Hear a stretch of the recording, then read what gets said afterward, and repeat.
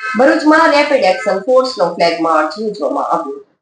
અમદાવાદથી આવેલી rapid action force RAFની કંપનીએ સ્થાનિક પોલીસ સાથે મળીને ફ્લેગ માર્ચ યોજીને સંવેદનશીલ વિસ્તારોમાં સુરક્ષા વ્યવસ્થાનો ચિતાર મેળવવાની કવાયત શરૂ કરી હતી. ભરૂચ જિલ્લામાં અમદાવાદથી આવેલી રેપિડ એક્શન ફોર્સ RAFની કંપનીએ સ્થાનિક પોલીસ સાથે મળીને ફ્લેગ માર્ચ યોજી હતી. આ કવાયતનો મુખ્ય હેતુ સંવેદનશીલ અને અતિ સંવેદનશીલ વિસ્તારોની ભૌગોલિક સ્થિતિનો ચિતાર મેળવવાનો છે. ભવિષ્યમાં કાયદો વ્યવસ્થાની વિકટ પરિસ્થિતિ અથવા હુલ્લડ જેવી સ્થિતિ સર્જાય ત્યારે તાત્કાલિક પ્રતિસાદ આપી પરિસ્થિતિ પર કાબૂ મેળવી શકાય તે માટે આ આયોજન કરાયું છે. ગુજરાત રાજ્ય 100 યુવા બટાલિયન રેપિડ એક્શન ફોર્સના કમાન્ડન્ટ રતુલદાસના આદેશથી આ ફ્લેગ માર્ચનું આયોજન કરાયું છે.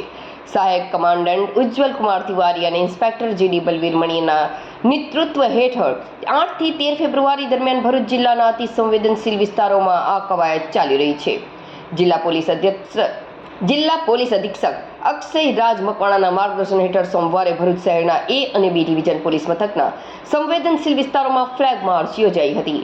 આ માર્ચ સોનેરી મહેલ પોલીસ મથકથી શરૂ થઈ કોઠી, જામા મસ્જિદ, લાલ બજાર, ચકલા અને હાજીખાના વિસ્તારોમાંથી પસાર થઈ ફરી સોનેરી મહેલ ખાતે સમાપ્ત થઈ હતી. આ કવાયતમાં PIO અને મોટી સંખ્યામાં પોલીસ જવાનો જોડાયા હતા.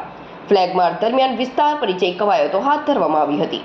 ભૌગોલિક પરિસ્થિતિ, માર્ગ વ્યવસ્થા અને છેલ્લા કેટલાક વર્ષોમાં કાયદો વ્યવસ્થાની સ્થિતિ અંગે મહત્વપૂર્ણ માહિતી એકત્રિત કરવામાં આવી હતી. આ માહિતી કટોકટી કે કોમી રમખાણો જેવી સ્થિતિમાં નિયંત્રણ સ્થાપિત કરવા માટે અત્યંત ઉપયોગી સાબિત થશે.